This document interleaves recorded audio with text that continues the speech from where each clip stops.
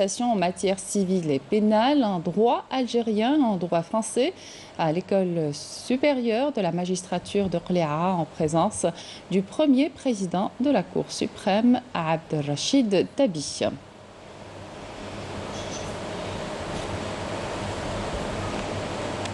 Je vous propose d'écouter le ministre de la Justice, garde des Sceaux, Belkacem Zarmati.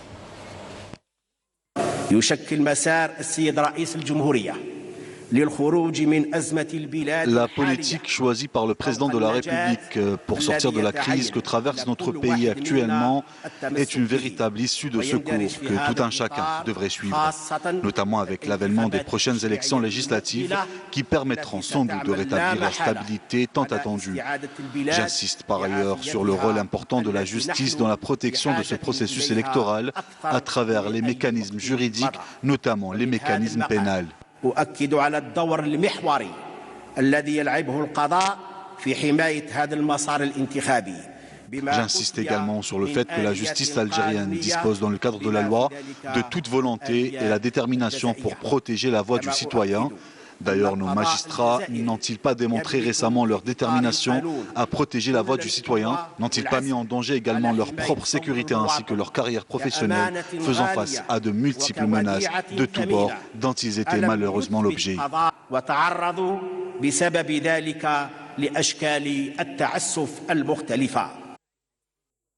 Le ministre des Affaires étrangères, Sabri Boukhadoum, a réaffirmé hier lors d'un entretien téléphonique avec son homologue du gouvernement libyen d'unité nationale, Nejla El-Mengouche, le soutien de l'Algérie aux nouvelles autorités libyennes dans leur démarche visant à unifier les institutions et organiser les échéances électorales, en sus de la détermination commune d'insuffler une plus grande dynamique à la coopération entre nos deux peuples frères dans différents domaines, a écrit Boukhadoum dans son compte Twitter.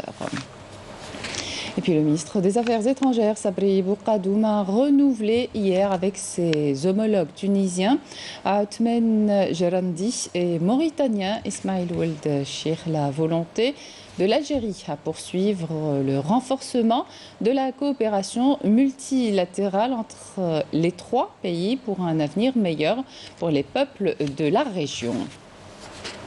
Le confinement partiel maintenu dans 9 wilayas avec réaménagement des horaires pour une durée de 15 jours à partir de ce jeudi de 23h à 4h le lendemain. Les wilayas concernés sont Betna, Biskra, Blida, Tébessa, Tizi Ouzou, Alger, Djedjel, Sidi Blabès et Oran. Les walis peuvent, après accord des autorités compétentes, prendre toute mesure qu'exige la situation sanitaire de chaque wilaya, notamment l'instauration, la modification ou la modulation des horaires de la mesure de confinement à domicile partiel ou total, des mesures décidées par le gouvernement sur instruction du président de la République, Abdelmajid Tebboune. Le gouvernement réitère à cet effet ses appels à la mobilisation, la discipline et la responsabilité des citoyens. ECHO, une application 100% algérienne, la première du genre en Algérie, a proposé aux porteurs de projets des solutions pour la concrétisation de leurs idées tout en répondant à la demande du marché local. Le commentaire de Yasmine Moussaoudi. Aider les porteurs de projets à concrétiser leurs idées en apportant des solutions concrètes, c'est l'objectif de cette plateforme 100% algérienne, une application qui oriente les jeunes selon les besoins du marché local.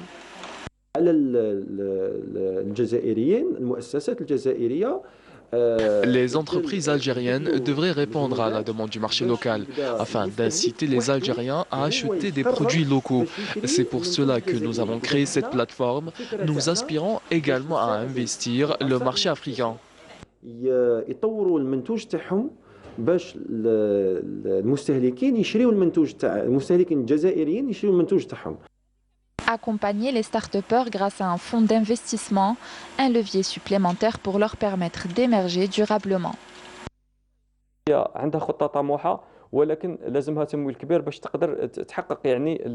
Avoir une idée innovante nécessite parfois un financement conséquent.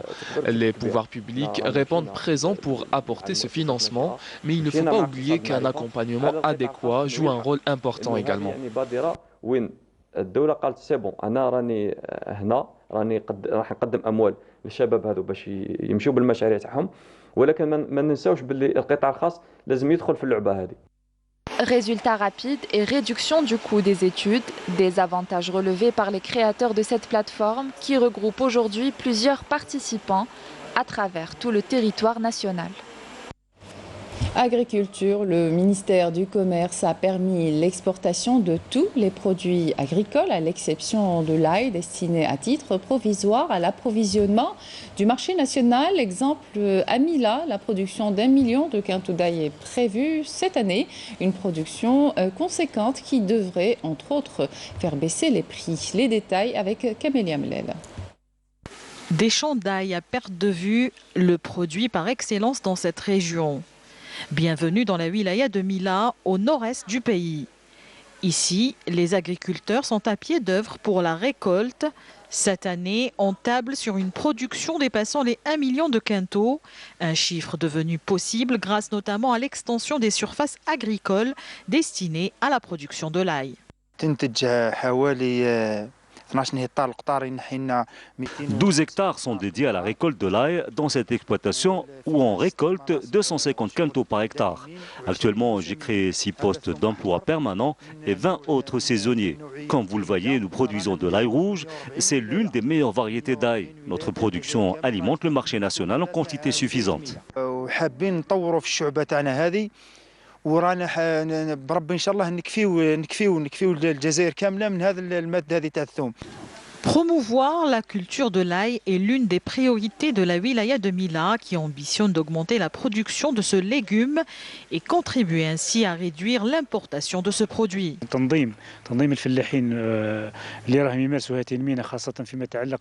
Notre premier objectif est de créer une coopération agricole pour cette filière qui aura pour rôle la collecte de toute la production de la filière et l'augmentation des capacités de stockage, notamment avec plus de chambres froides. Je lance à l'occasion un appel pour les investisseurs de se lancer dans l'industrie de transformation, un moyen d'assurer la commercialisation du produit.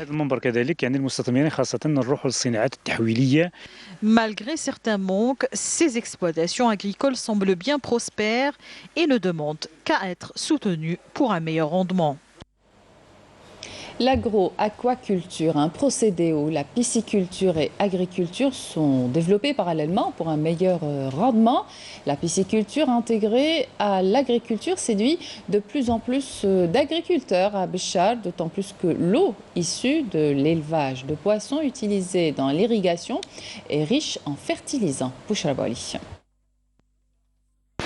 Cette eau qui jaillit du sol pour irriguer les plantations provient de ces bassins d'eau douce où sont élevés des poissons.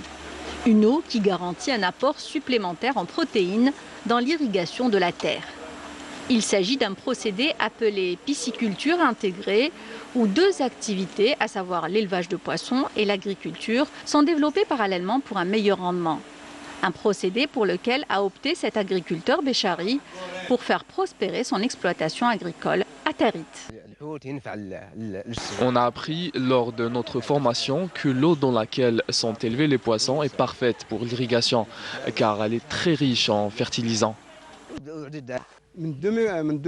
J'ai commencé à faire de la pisciculture intégrée en 2014 et les résultats sont très encourageants. Des résultats encourageants qui ont suscité l'adhésion d'un grand nombre d'agriculteurs de la région. L'eau de la pisciculture est un véritable engrais et grâce aux poissons, l'eau ne contient pas de parasites susceptibles d'affecter la récolte. Au niveau de la wilaya de Béchar, nous comptons 137 bassins intégrés à l'agriculture où sont élevés surtout des tilapias. Il s'agit d'un produit bio exempt d'agents chimiques. Ce type d'agro-aquaculture écologique est destiné surtout aux petites et moyennes exploitations situées notamment dans les zones rurales. Sécurité routière, la wilaya de Msila vient en tête du classement au niveau national de par le nombre des accidents de la circulation en 2020. 798 accidents enregistrés. Plusieurs facteurs sont à l'origine de ce bilan. Il y a le facteur humain en plus du mauvais état des routes. Pour réduire cette hécatombe, plusieurs projets sont en cours. S'ajoute à cela le facteur humain. Reportage Hasna Zobidi. L'année 2020 a été particulièrement meurtrière pour la wilaya de Msila. Les services de l'ordre ont enregistré 798 accidents de la route, faisant 141 morts et 1198 blessés. Pour réduire cette hécatombe routière, de nombreux projets ont été entamés, notamment le dédoublement de la route nationale 60, un projet que le Wali de Msila a visité. La pénétrante va régler tous les problèmes. Et l'urgence aussi, c'est la RN60, la réalisation du tronçon limite wilaya de Msila, qui n'est pas encore, il est inscrit en étude. Sur 10 km, l'étude est inscrite pour la RN du côté Mehir, le Mehir jusqu'à Hammam Dala. Hormis l'état des routes, de nombreux facteurs sont à l'origine de ce lourd bilan. Au milieu urbain, généralement, c'est l'excès de vitesse, c'est la faute à l'homme. Il y a l'implantation géographique de la wilaya, c'est une plaque tournante, c'est une wilaya carrefour qui dessert de nombreuses wilayas. C'est un passage obligé pour les wilayas du sud, pour l'est, pour le centre. Et la particularité aussi, c'est qu'on enregistre un trafic de poids lourds énorme. Les autorités locales, en concertation avec la délégation nationale pour la sécurité routière et l'association Tariq Salama, organisent du 29 au 31 mars courant des journées portes ouvertes afin de trouver des solutions aux nombreux points noirs que compte la wilaya de Msila. D'abord, l'identification de ces points noirs. C'est un travail qui a été effectué par la délégation nationale à la sécurité routière en collaboration avec les services de sécurité. On a pu élaborer un plan d'identification des points noirs à travers le territoire national. La priorité, bien sûr, elle est accordée à la wilaya de Msila, qui est une wilaya qui enregistre le plus fort taux d'accidents. Par la suite, c'est-à-dire une fois que les points noirs ont été recensés, il y a eu des instructions qui ont été édictées par Monsieur le ministre de l'Intérieur à l'attention de Madame et de Monsieur les Walis pour l'engagement d'un plan de résorption. Le facteur humain est à l'origine de 85% des accidents de la route enregistrés dans la wilaya de Msila. Lors de ces journées de sensibilisation, les participants ont appelé les conducteurs à faire preuve de prudence et de respecter le code de la route. Les Palestiniens ont commémoré hier le 45e anniversaire de la Journée de la Terre par des rassemblements et des marches dans plusieurs villes du pays pour se recueillir et rendre hommage aux personnes assassinées par l'entité sioniste en protestant contre la confiscation de leurs terres illégalement. Wissem Abou Zaid, Walid Yousfi. Drapeau en main, de nombreux Palestiniens se sont rassemblés hier à l'occasion du 45e anniversaire de la Journée de la Terre. Un hommage aux personnes abattues froidement par l'occupation israélienne alors qu'ils défendaient leurs terres confisquées illégalement le 30 mars 1976. Les Palestiniens ont profité de cette marche pour planter des oliviers, symbole de leur pays. Nous tenons bon malgré l'oppression que nous subissons de la part de l'occupant israélien et les décisions prises pour nous exiler de nos terres. Nous restons attachés à notre pays et notre terre malgré tout et rien ni personne ne pourra changer cela. Nous avons planté plusieurs oliviers, le symbole de notre pays, la Palestine, symbole aussi de notre lutte pour la liberté, pour revenir enfin dans notre pays, un pays duquel nous avons été exilés depuis 1948. Les territoires concernés par les rassemblements sont entre autres la ville de Sarnin, El Rabh, Deir Hanna, Kafr Kana et Taïbé. Des villes où plusieurs Palestiniens ont trouvé la mort en défendant leurs terres. La communauté internationale doit prendre ses responsabilités et faire en sorte que l'occupant israélien arrête ses opérations hostiles, expansionnistes contre notre peuple en se référant aux droits internationaux. La communauté internationale doit veiller à l'application de toutes les décisions légitimes internationales.